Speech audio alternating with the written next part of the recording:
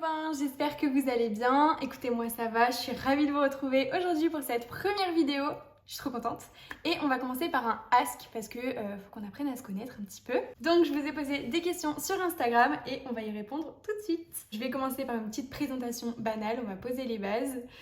Du coup je m'appelle Anaïs, Sienna Makeup sur les réseaux sociaux. J'ai 19 ans et je suis passionnée de make-up depuis un certain temps maintenant. On va commencer par toutes les questions qui tournent autour du maquillage, de quand j'ai commencé, etc.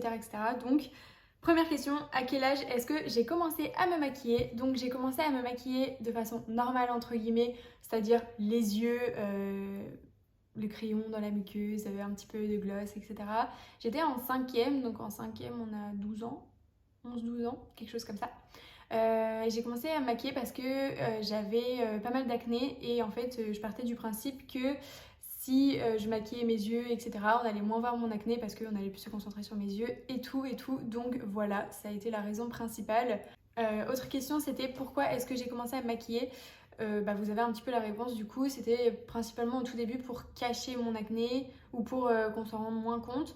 Et ensuite, ça a été par plaisir parce que je trouvais ça joli, parce que j'aimais bien, parce que voilà. Donc ça a été vraiment assez banal et quand j'ai commencé, j'avoue qu'après j'avais du mal à aller au collège ou au lycée non maquillée parce que voilà, on reste des ados. En revanche, à quel âge est-ce que j'ai commencé le make-up artistique et pourquoi j'ai commencé? Donc j'ai commencé le make-up artistique, on va dire, entre la 3e et la seconde. Et j'ai commencé parce que on avait des fins d'année à thème entre guillemets au collège et moi je m'étais déguisée en Harley Quinn et du coup j'avais dû acheter du maquillage des premiers fards gras qu'on trouve à la Farfouille quoi et j'avais adoré, j'avais grave aimé devenir quelqu'un d'autre, etc. Et j'avais poursuivi ça en seconde parce que j'avais passé un Halloween toute seule et je trouvais ça triste de pas se maquiller à Halloween. Du coup, je m'étais maquillée et voici d'ailleurs mon premier make-up. Donc c'était mon premier make-up artistique et j'ai adoré. J'ai adoré le faire et j'ai adoré le rendu final. Bon, maintenant, on a un petit peu de recul, vous voyez, mais j'ai adoré le fait de littéralement devenir quelqu'un d'autre, etc. Et c'est pour ça que j'adore le make-up et que j'adore le make-up artistique principalement. Parce que j'adore devenir quelqu'un d'autre, j'adore devenir un personnage, j'adore devenir une créature, j'adore ça, j'adore. Donc voilà, j'ai commencé pour ça et j'ai réellement commencé les réseaux sociaux, etc. en seconde.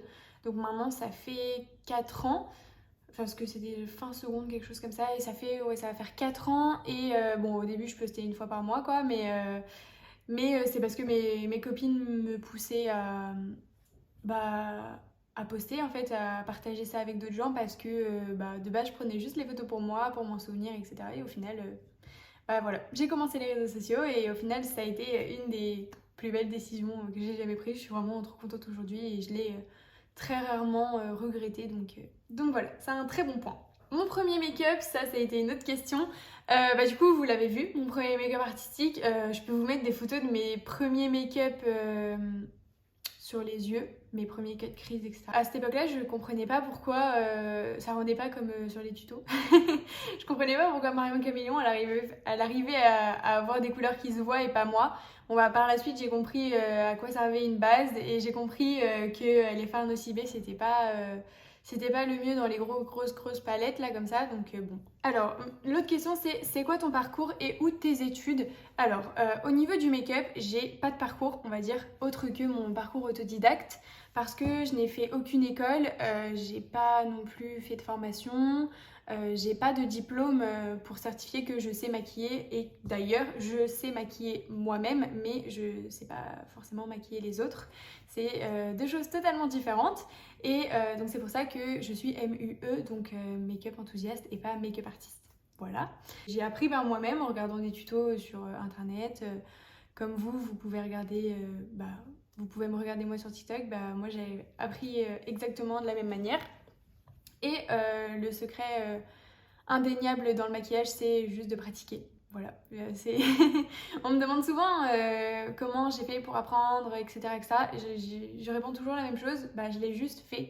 Enfin, me suis juste maquillée, j'ai juste continué. Et même si j'en ai loupé, hein, pas mal, attention, hein, j'en ai loupé vraiment plein des maquillages. Mais j'ai toujours continué et j'ai toujours adoré. Et maintenant, je suis contente de pouvoir réussir des maquillages que j'avais foirés il y a quelques années. Donc vraiment, c'est un kiff. Bref. Au niveau des études, autre que le maquillage, donc j'ai passé un bac ES que j'ai eu avec mention très bien. Voilà, je tiens à le préciser quand même, je suis assez fière. Je suis actuellement en 2e année de licence économie-gestion que je viens d'obtenir. Donc je vais passer en 3e année et je suis à Angers pour ceux qui veulent savoir. Ça me dérange pas de le dire, donc voilà, je suis d'Angers. Et voilà, donc pourquoi la licence économie-gestion? Tout simplement parce que après mon bac, j'avais pas du tout prévu de me lancer dans le maquillage et je savais de toute manière que je voulais pas faire d'école parce que j'avais clairement pas les moyens financiers. Je me suis lancée dans quelque chose d'assez général et je me suis dit que quitte à ne pas pouvoir travailler dans le maquillage, je travaillerai dans l'intérieur des marques, vraiment au niveau de la gestion du marketing, de la communication, etc. etc. Donc voilà, je pourrais peut-être mettre mes connaissances à profit à ce niveau-là. Maintenant, j'ai terminé ma 2e année, j'en ai encore une. Et pour la suite, j'avoue que je ne sais pas encore ce que je vais faire. Ça va aussi dépendre des réseaux sociaux parce que maintenant, je n'ai plus du tout la même vision des réseaux sociaux que celle que j'avais en sortant du lycée. Et c'est plutôt une bonne chose. C'est clairement dans un bon point, dans un bon sens, dans une bonne direction. Donc, je suis ravie. Mon make-up préféré. Donc je vais aller sur mon Instagram.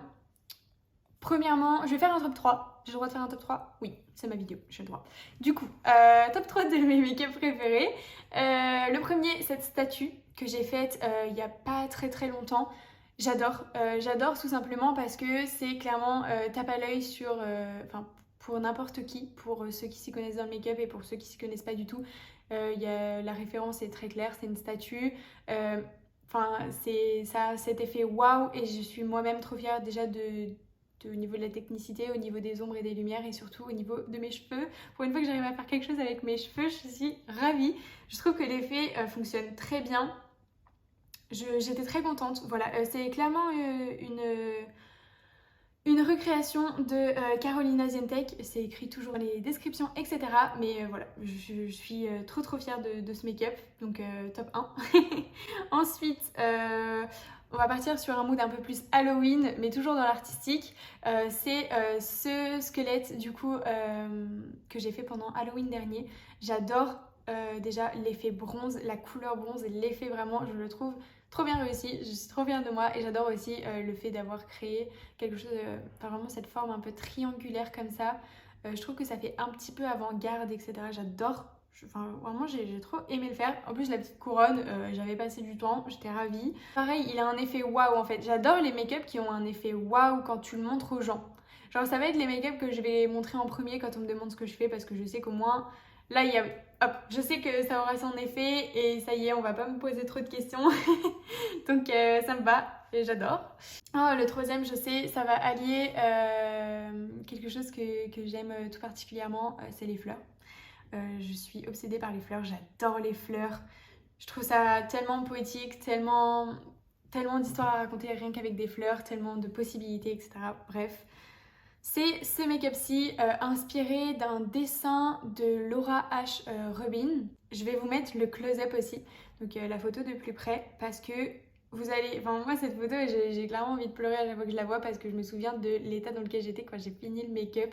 J'ai lâché mes meilleures larmes, je ne vous mens pas, j'ai lâché mes meilleures larmes. On peut voir qu'elles sont pas loin sur la photo, là. Et surtout parce que, en fait, ça avait été vraiment un travail de minutie intense. Vraiment, c'était toute petite ligne, comme un tatouage.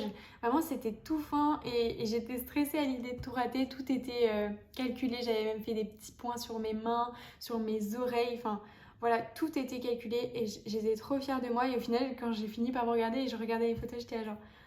vraiment beaucoup d'émotions. Et je sais pas, ce make-up, il a clairement une âme, il a quelque chose. Il est une aura. J'adore. Donc voilà, c'est mon top 3 de mes make-up préférés.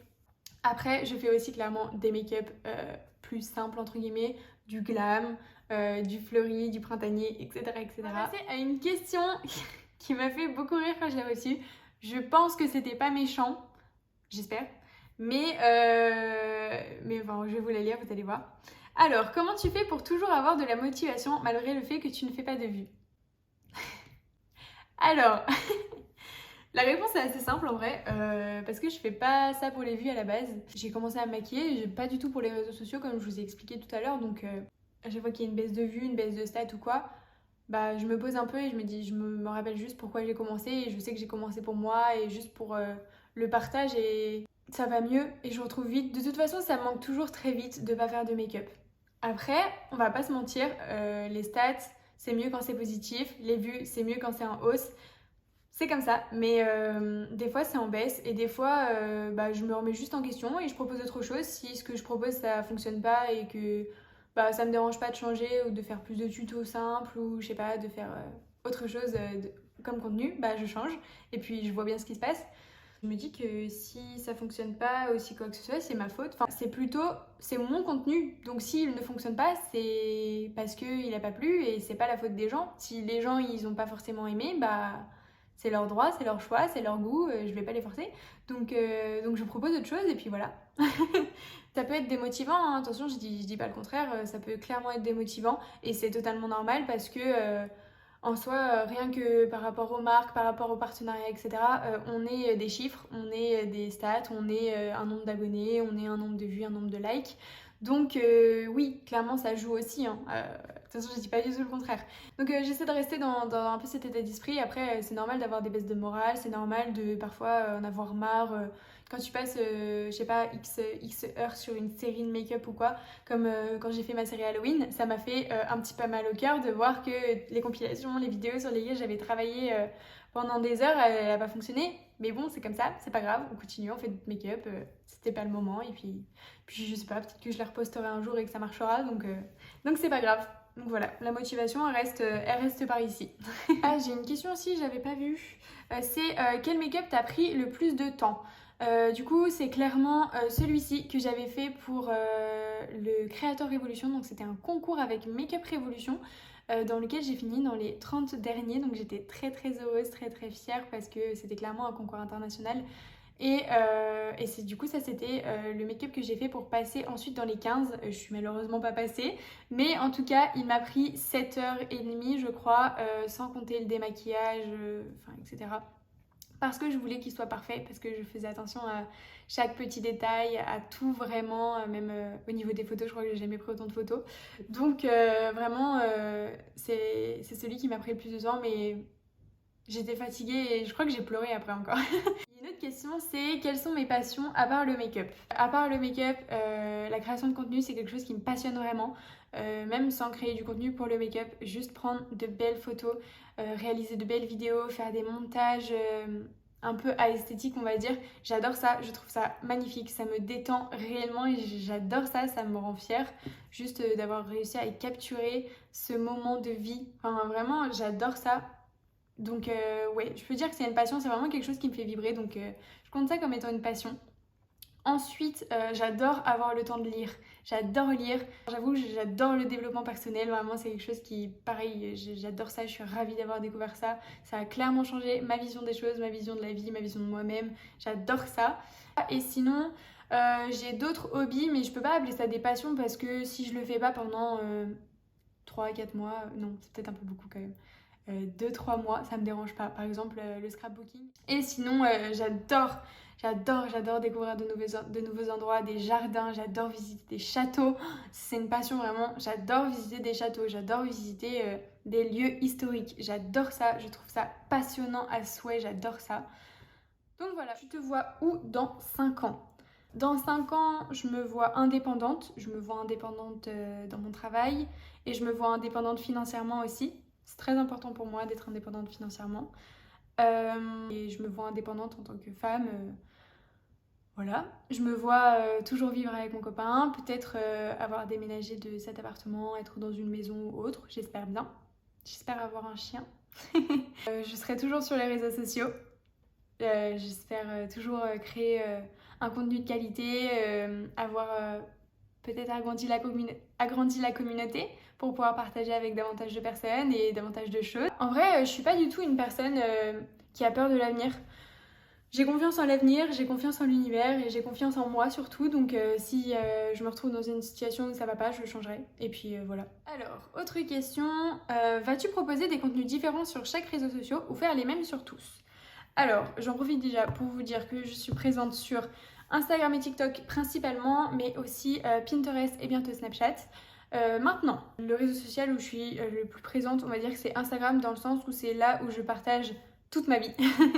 En story, je partage toute ma vie, enfin toute ma vie, ce que je choisis de montrer bien évidemment, mais pas que du make-up, on parle de tout. Quand j'ai des petites angoisses, des trucs comme ça, je discute avec vous, j'adore, vous êtes adorables, moi j'adore discuter avec vous et ça me permet vraiment de créer du lien avec vous, donc ça, j'adore. Instagram, c'est vraiment l'endroit où j'arrive... où je me sens le plus libre, où c'est clairement une safe place, je me sens trop bien. Mon compte, je l'adore, je me sens comme à la maison, donc voilà. Il y a pas, enfin, vraiment, Instagram, c'est là où je partage un peu toute ma vie. Et à côté de ça, au niveau des réels, j'avoue que du coup, ça va pas mal être des TikTok que je vais republier sur Instagram. Après, à côté de ça, il y a TikTok. Du coup, TikTok, c'est là où il y a vraiment beaucoup de contenu make-up qu'il n'y a pas forcément sur Instagram parce que c'est là où je publie énormément de contenu travaillé. Donc je publie 3 à 4 fois par jour sur TikTok, ça tous les jours du coup. Et c'est là où je vais vous faire mes tops, mes tutos. Enfin, quand je sais que par exemple je vais me maquiller le matin, je vais davantage aller sur TikTok, hop, je vous fais un tuto et bah, je publie. Alors que sur Instagram, j'ai pas encore bien l'outil en main et en story, c'est pas assez long. Donc voilà, genre, TikTok, c'est vraiment l'endroit où ça parle clairement make-up, make-up, make-up et vous allez tout voir de ce que je fais en make-up. À côté de ça, il y a Pinterest où vraiment je prends les tutos et là je les décortique un à un. Je prends le temps d'écrire toutes les étapes à la main et tout pour bien tout expliquer, etc. Donc là, c'est vraiment dans une optique de refaire, de partage, je sais pas, d'inspiration pour les autres, etc. Et maintenant, on est là, on est sur YouTube. Donc, YouTube. Alors, comment je vois YouTube? En soi, pour moi, YouTube, là, c'est un terrain de jeu. Je vous explique. En gros, je me sens comme quand je suis arrivée sur TikTok ou Instagram les premières fois, c'est-à-dire que je connais pas, je sais pas comment ça marche. Pour l'instant, j'ai posé mon téléphone en face de moi, je suis en train de vous parler et j'attends de voir. En fait, je vais publier la vidéo. Il n'y aura pas de montage pour le moment à la Lena Situation, vraiment pas. Pour l'instant, je vais faire en sorte que vous compreniez bien les phrases. Mais voilà quoi, je vais juste partager mes make-up avec vous, ça va me permettre aussi de plus vous expliquer comment je fais des make-up artistiques, des trucs comme ça et tout. Je me dis qu'en fait, si je veux faire un contenu hyper qualitatif dès le début, je vais rien vous poster.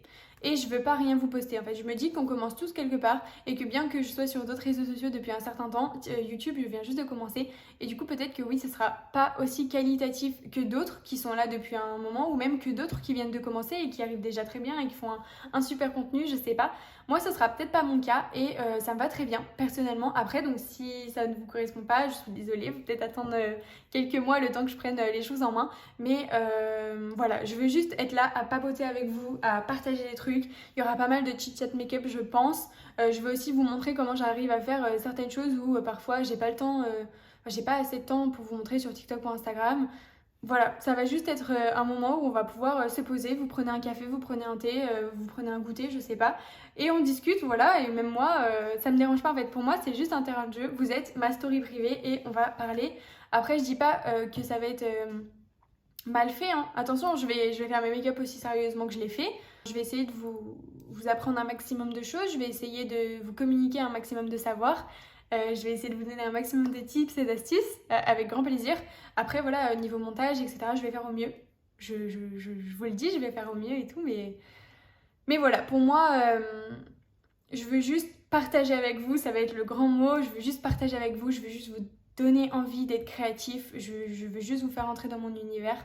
Et puis voilà, c'est comme ça que je vois YouTube, donc n'hésite pas à t'abonner si tu le vois un petit peu comme ça aussi. Et si tu veux voir ce que ça va donner, moi j'ai juste hâte de voir l'évolution et ça me va très bien de commencer comme ça, donc j'espère que vous aussi. Donc je vais finir par résumer à peu près tout ce que j'ai dit en une phrase. Je m'appelle Anaïs, Siana Makeup sur les réseaux sociaux. Je suis passionnée de maquillage et de création de contenu et je veux juste partager ça avec vous pour rendre un petit peu votre vie plus heureuse. Et puis voilà, qu'on devienne copains. Voilà, je vous invite à aimer la vidéo, je crois que c'est comme ça qu'on dit. Je vous invite à aimer la vidéo, n'hésitez pas à partager aussi si ça vous a plu. Je vous mets juste ici mon Instagram et mon TikTok, n'hésitez pas à me suivre là-bas, ça ferait toujours plaisir. Et on se retrouve très vite, parce que j'ai déjà hâte de la prochaine. Bisous!